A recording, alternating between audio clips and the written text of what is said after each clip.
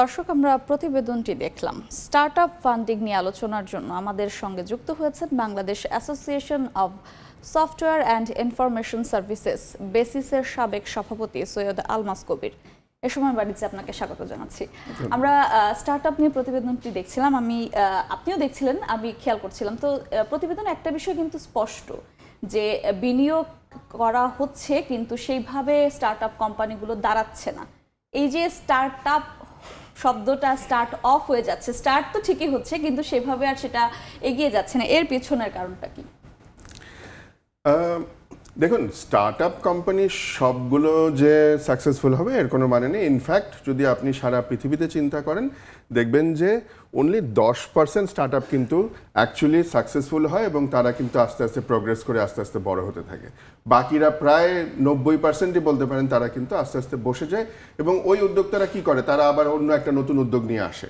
এটা কিন্তু একটা সারা পৃথিবীতে একটা প্র্যাকটিস। কিন্তু বাংলাদেশের যে প্রবলেমটা হচ্ছে যে বাংলাদেশে আমাদের যে স্টার্টআপগুলো যে বড় হবে, ওই যে 10%-এর কথা বললাম, তারা যে বড় হবে, সেই বড় হতে গেলে যে তার যে অর্থায়ন প্রয়োজন, সেই অর্থায়নটা যথেষ্ট পরিমাণে না। সরকার থেকে কয়েকটা প্রকল্প আছে, এই যে স্টার্টআপ বাংলাদেশের কথা শুনলাম, এই ধরনের একটা ভেঞ্চার ক্যাপিটাল কোম্পানি সরকার তৈরি করেছে, সেখান থেকে কিছু হাতে গোনা কয়েকটা কোম্পানিকে তারা অর্থায়ন করতে পেরেছে।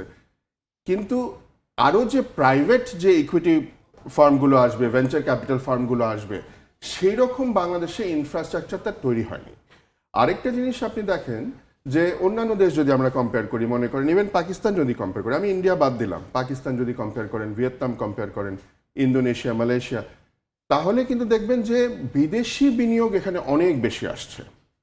বাংলাদেশেও আসছে। বাংলাদেশে আমরা যদি হিসাব করি তাহলে দেখবো যে এই বছরের যদি প্রথম অর্ধে, আমরা তো জুন শেষ করলাম, এখানে একটা বড়, এই বছর একটা খুব ভালো একটা বিনিয়োগ এসেছিল, প্রায় 120 মিলিয়নের মতো, 120 মিলিয়ন ইউএস ডলারের মতো। কিন্তু এটা একটা এক্সেপশন, বিকজ একটা বড় প্রায় 100 মিলিয়ন 110 মিলিয়নের একটা মার্জার অ্যান্ড অ্যাকুইজিশন হয়েছে, সেই কারণে এটা হয়েছে। কিন্তু বাকি তো কিন্তু মাত্র 10 মিলিয়ন। সো এই জিনিসটা কিন্তু আরো মিনিমাম 10 গুণ হওয়া উচিত ছিল। মানে মিনিমাম আমাদের 100 মিলিয়ন বাইরে থেকে, বিভিন্ন দেশ থেকে বাংলাদেশে ইনভেস্টমেন্ট আসা উচিত ছিল এই স্টার্টআপগুলোতে, যেটা ধরেন অন্যান্য দেশগুলোতে আসছে, আমাদের যারা কম্পিটিটর সেগুলোতে আসছে। কেন আসছে না বাংলাদেশে? 2-3টা কারণ। 1 নম্বর কারণ হচ্ছে যে বাংলাদেশের আমাদের যে এই ভেঞ্চার ক্যাপিটালের যে নিয়ম কানুনগুলো, এই বিধিমালাগুলো, এখানে যথেষ্ট জটিলতা আছে এবং অনেক ক্ল্যারিটির অভাব আছে।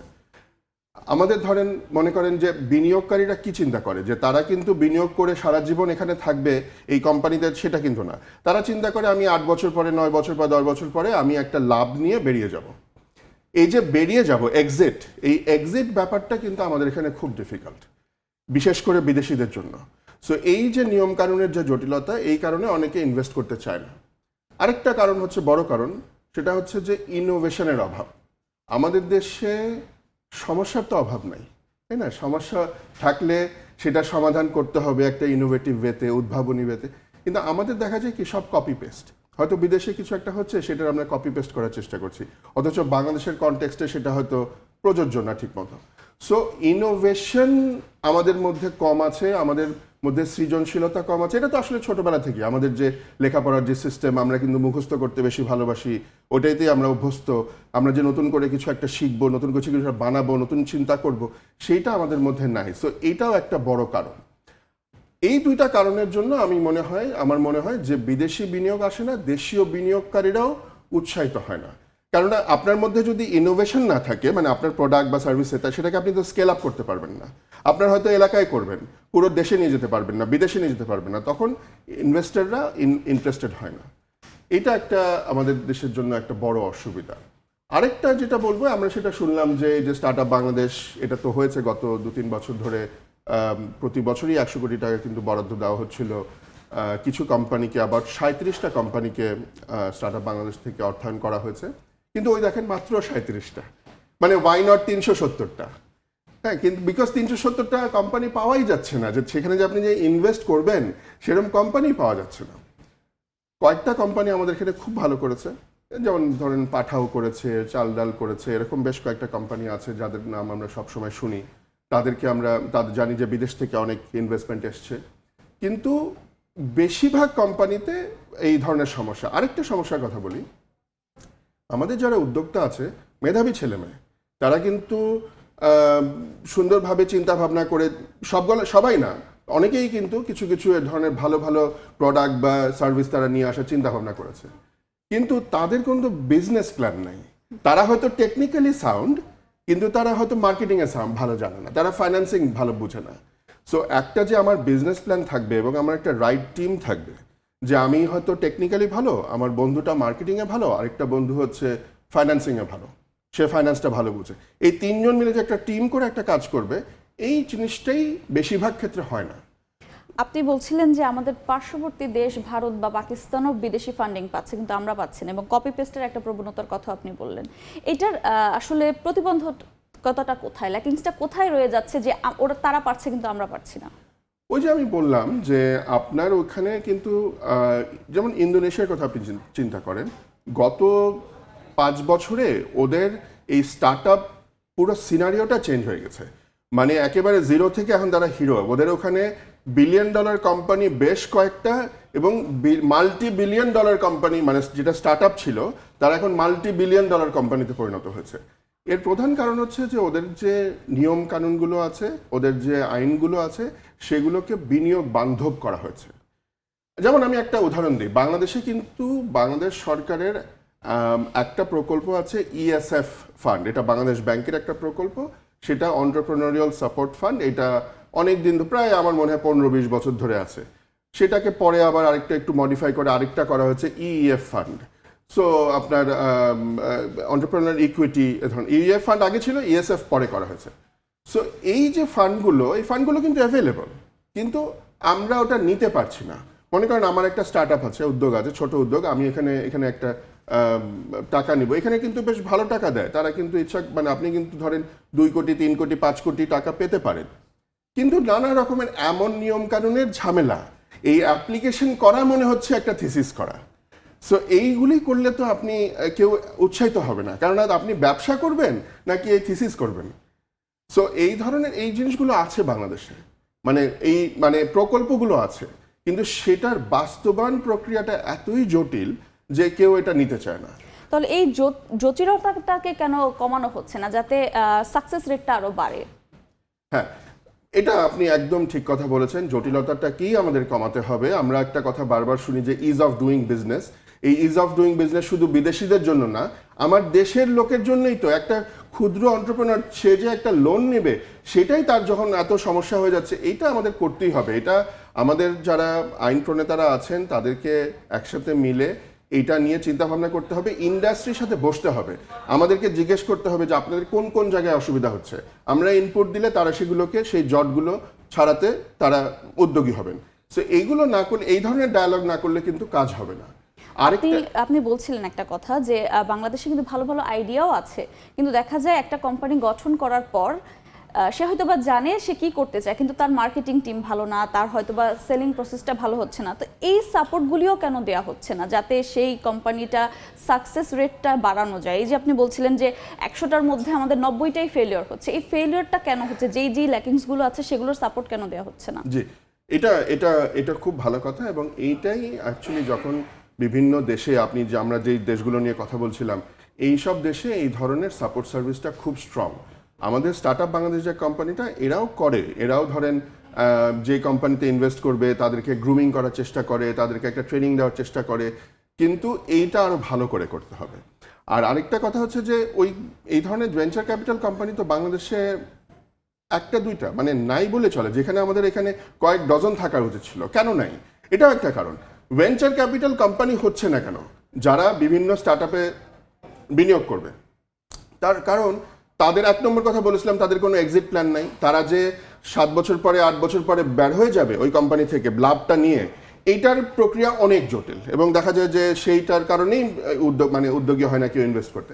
আরেকটা কারণ হচ্ছে, কারণ বলবো না, আরেকটা ভাবে তাদেরকে উৎসাহিত করা যায়, সেটা হচ্ছে যে সরকার যদি বলে যে তুমি যদি স্টার্ট আপে 100 টাকা বিনিয়োগ করো, তোমাকে এই 100 টাকার উপরে ট্যাক্স বেনিফিট দেওয়া হবে, ট্যাক্স রিবেট দেওয়া হবে, তাহলে আমি বেশি বেশি করে ইনভেস্ট করব।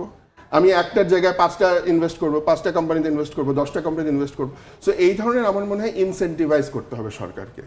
আরেকটা বিষয় জানতে চাচ্ছিলাম যে বর্তমানে অন্তর্বর্তী সরকার ডক্টর মোহাম্মদ ইউনূস কিন্তু কিছুদিন আগে বলেছিলেন যে তরুণদেরকে উদ্যোক্তা হওয়ার প্রতি তিনি বেশি আহ্বান জানিয়েছেন, চাকরির পিছনে না ছুটে। তো সেই দিক থেকে উনি আহ্বান জানানোর পাশাপাশি উদ্যোক্তা হওয়ার জন্য বা যে স্টার্ট আপ কোম্পানিগুলো গঠন করার ক্ষেত্রে এই সরকারিভাবে কোনো সহযোগিতা করছে কিনা বর্তমান সরকার? মানে আমাদের প্রফেসর মোহাম্মদ ইউনূসের তো সোশ্যাল বিজনেসের আইডিয়াটা তো একটা সারা পৃথিবীতে সাড়া ফেলে দিয়েছে। আমাদের উদ্যোক্তারা, আমাদের তরুণরা, তারা যদি এই ধরনের সোশ্যাল বিজনেস নিয়ে এগিয়ে আসে, আমি বলবো তারা সাকসেসফুল হবেই। কিন্তু ওই যে শর্ত থাকে যে তার যে সোশ্যাল বিজনেস করতে হবে, সেটাও তো একটা বিজনেস। সেই সোশ্যাল বিজনেস করতে হলে তার একটা বিজনেস প্ল্যান থাকতে হবে। আমি বিজনেস প্ল্যান ছাড়া কোনো জায়গায় যদি শুরু করে দিই, কোনো বিজনেস শুরু করে দিই, তাহলে তো আমার একটা না একটা সময় গিয়ে আমি হোঁচট খাবই। সো এইটার ব্যাপারে আমার মনে হয় সরকার থেকে, আমি অন্তর্বর্তীকালীন সরকারকে মানে আমার আস্থা আছে যে ওনারা এটা নিয়ে কাজ করছেন। এই যে 100 কোটি টাকা এবার বাজেটে বরাদ্দ রাখা হয়েছে, এটা একটা ভালো সাইন। আমি বলবো যে তাদেরকে ধন্যবাদ জানাচ্ছি। কিন্তু যেটা আপনি বললেন যে এই ধরনের ট্রেনিংয়ের ব্যবস্থাগুলো বা গ্রুমিংয়ের ব্যবস্থাগুলো আমাদের করা দরকার, এবং অনেকগুলো ইনকিউবেটর তৈরি করা দরকার। যে ইনকিউবেটরে গিয়ে আমি হয়তো অফিস করব এবং আমাকে নানা রকমের শেখানো হবে, মার্কেটিং শেখানো হবে, অ্যাকাউন্টিং সম্বন্ধে শেখানো হবে। আমি হয়তো টেকনিক্যাল ব্যাপারটা খুব ভালো জানি, কিন্তু আমি অ্যাকাউন্টিং জানি না, তা আমাকে তো শেখাতে হবে। সো এগুলো আমার মনে হয় এই ধরনের ইনকিউবেটর অনেক তৈরি করে সেখানে এই ট্রেনিংগুলো করা দরকার। আচ্ছা, সরকারিভাবে কিন্তু চাকরির জন্য প্রস্তুত করা হয়, যেমন শেফের কোর্স করানো হচ্ছে, বিভিন্ন গ্রাফিক্স ডিজাইনের কোর্স আছে। সেখানে এই ধরনের স্টার্ট আপ কোম্পানি গঠন করার ক্ষেত্রে যে ধরনের যা শেখা দরকার, যে ট্রেনিং বা যে গ্রুমিংটা দরকার, সেটা কেন সরকারিভাবে করছে না? মানে যেটা বললাম যে করা উচিত, ডেফিনেটলি করা উচিত, কিন্তু এই যে স্টার্ট আপ বাংলাদেশ লিমিটেড যেটা করা হয়েছে, এটারই আসলে দায়িত্ব কিন্তু শুধু অর্থ বিনিয়োগ তো না, এখানে তাদেরকে যে বিনিয়োগ করলাম সেই কোম্পানিটা যাতে সাকসেসফুল হয় সেটা তো আমাকে এনশিওর করতে হবে। তো সেই কারণে তাদেরকে আমার গ্রুমিং করতে হবে। তো এটা করার কথা তাদের, তারা করছে, কিন্তু আমি যেটা বলছি যে এটা যথেষ্ট না। এটা এরকম আরো অনেকগুলো কোম্পানি দরকার, শুধু সরকার থেকে না, সরকারের দিকে তাকিয়ে থাকলে হবে না, এটা প্রাইভেট উদ্যোগ আসতে হবে। হ্যাঁ, এই বিষয়টি খুব ছোট করে জানতে চাচ্ছিলাম যে বড় বড় কোম্পানি যারা আছে বাংলাদেশে, তারা কেন ছোট কোম্পানিগুলোকে ইনভেস্ট করছে না বা এই গ্রুমিং এর ব্যবস্থা করছে না? যে করছে, কিছু কিছু কোম্পানি করছে, যেমন আইডিএলসি করছে, ড্যাফোডিলের একটা স্টার্ট আপ, মানে এই ধরনের ভেঞ্চার ক্যাপিটাল কোম্পানি তৈরি হচ্ছে, এরকম হাতে গোনা 2-3টা করছে। কিন্তু ওই যে বললাম কিছুক্ষণ আগে যে ইনসেন্টিভাইজ করতে হবে, আপনাকে উৎসাহ দিতে হবে যে আপনারা যদি এখানে ইনভেস্ট করেন, ছোট এই ধরনের স্টার্ট আপগুলোতে ইনভেস্ট করেন, তাহলে আপনারা একটা বেনিফিট পাবেন, আপনি ট্যাক্স রিবেট পাবেন। তখন বড় বড় যে আমাদের গ্রুপ অফ কোম্পানিজগুলো আছে তারা এগিয়ে আসবে, তারা বিনিয়োগ করবে বড় বড়, এবং লোকাল বিনিয়োগ যখন হবে তখন সেটা দেখে উৎসাহিত হবে বিদেশিরা যে আমরাও তখন বিনিয়োগ করি। সো লোকাল বিনিয়োগ কিন্তু ভেরি ভেরি ইম্পর্টেন্ট আমাদের বিদেশি বিনিয়োগ অ্যাট্রাক্ট করার জন্য। অনেক ধন্যবাদ আপনাকে সময় দেওয়ার জন্য। অনেক স্টার্ট আপ ফান্ডিং নিয়ে আলোচনা আমার সঙ্গে যুক্ত ছিলেন Bangladesh association of software and information services বেসিসের সাবেক সভাপতি সৈয়দ আলমাস কবির। এবার বন্দর বাণিজ্যের খবর।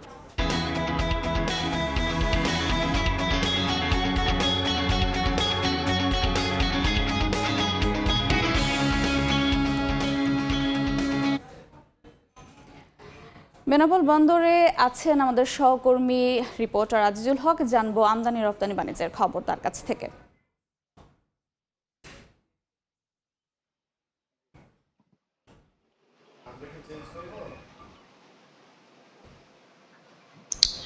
বৈশ্বিক মন্দা, 5ই আগস্টের পর ভারত বাংলাদেশ সরকারের আমদানি রপ্তানি বাণিজ্যে পাল্টাপাল্টি নিষেধাজ্ঞা, সবকিছু মিলিয়ে 2024-25 অর্থ বছরে এসে দেখতে পেয়েছি যে আমদানি এবং রপ্তানি বাণিজ্যে বড় ধরনের সংকট এবং ঘাটতি দেখা গেছে।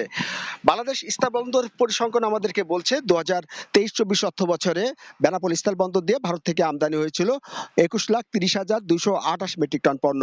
অপরদিকে 2024-25 অর্থ বছরে ভারত থেকে আমদানি হয়েছে 14,98,888 মেট্রিক টন পণ্য, অর্থাৎ 2023-24 অর্থ বছরের চেয়ে 2024-25 অর্থ বছরে এসে দেখা গিয়েছে যে আমদানি পরিমাণ কমেছে 6,31,330 মেট্রিক টন। অন্যদিকে আমরা দেখতে পেয়েছি 2023-24 অর্থ বছরে ভারতে পণ্য রপ্তানি হয়েছিল 4,56,672 মেট্রিক টন।